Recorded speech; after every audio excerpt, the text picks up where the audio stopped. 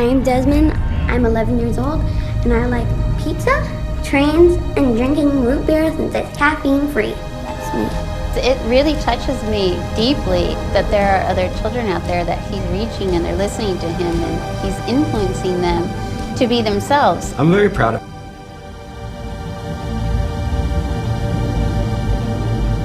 Well, starting my journey to become kind of this genderless, sexless alien was brought about because in my communities, in the queer and gay community and the trans community, I found myself not really connecting to either, more into a gender non-binary. So you want to be sexless?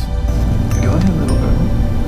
My name is Max, and I'm 20, but not really because I'm 5. My name is Johnny, and I'm 31. DDLG, by definition, is Daddy Dom Little Girl, and it is a subsection of BDSM, which is a part of kink. I was just discovering things about the community, learning a bit more about it. I decided to try it out, and I've just loved it ever since. It's just me. I'm a pizza. I'm here with my daddy. His name is Mark. Okay. Someone asked, how old are you? Old enough to be his dad. More like my grandpa. Why? It's a means of it being able to escape from life, get away from the sort of day-to-day busyness that you sort of live in, and just have a chance to chill and relax and have fun with the sort of simple things of life, like a chew toy or sort of hair scritches and that kind of thing. So a chance to unwind, chill, and clear the mind. Something that consumes you. Say that when you are a puppy, that's what you think about. You think in the when you're into it, you're into a sort of an area, sort of headspace. Your mind has gone right down into being a puppy. You ignore what's going on around you from the point of view of humanity, human life in the sense of money and food. You're very big for a puppy.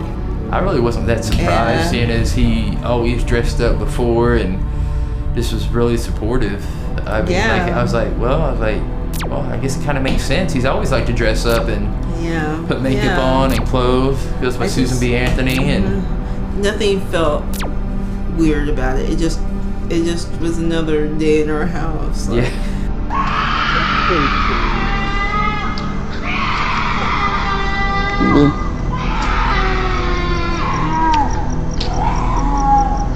Please give plenty of applause. Get out your dollars for this lovely little firecracker right here. Her name is Lactatia.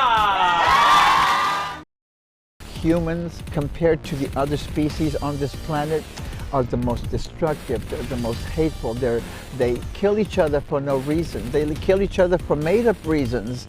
And humans have been the biggest sources of my pain and anguish in my lifetime. And I decided at that time it was time for a change in my life.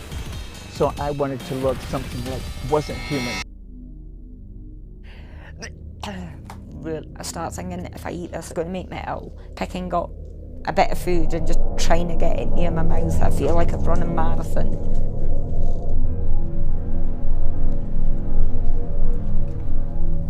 I don't know if I could ever have a kid because I can't go near a kid if it's covered in food. Well, how am I meant to be a mother if I can't feed my own child?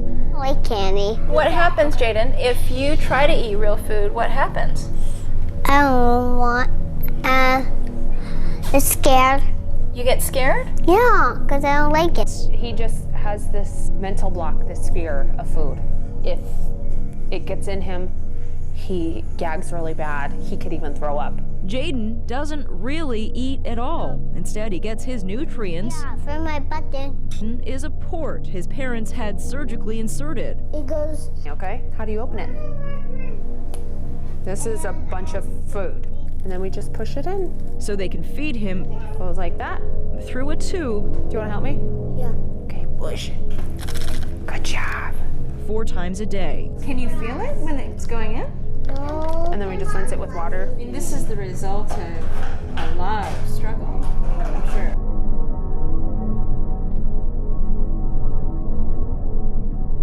So, I'm incredibly sensitive to different textures. I would only eat when I was younger plain rice, plain pasta, raw carrots and green beans, and that was it. They had to be cooked in a certain way I was very particular about it, not out of my own choice. I would never choose to be like that with food.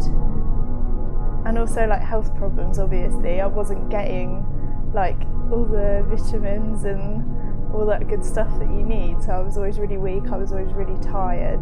So it controlled my life in a social way, but it also kept me from like being like a healthy kid.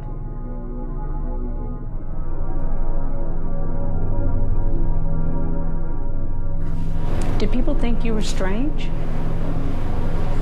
Not being able to eat the normal things that people eat? You can't put this in your mouth and chew it? No. Well, why not? I don't know why. There's no answers right now. None. It's a rare eating disorder called avoidant restrictive food intake disorder, or ARFID. What keeps you from eating a stick? What is it about looking at a stick that says, nope, I can't eat that? What is it? So some foods just look inedible to you. That's the closest I can get to explaining how it feels.